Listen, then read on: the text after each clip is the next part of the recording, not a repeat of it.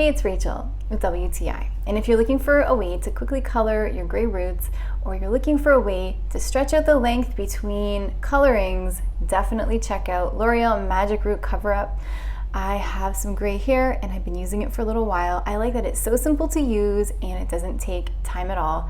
You don't need to be a professional at using this. It's very user-friendly. I like that the nozzle is pointed, so you're gonna get precision. You don't have to worry about spraying the color onto something else. It's going to go exactly where you want it to. So what I'll do is I'll just hold it about 6 inches away from my roots in the area that I want to color, and I'll give it a couple sprays.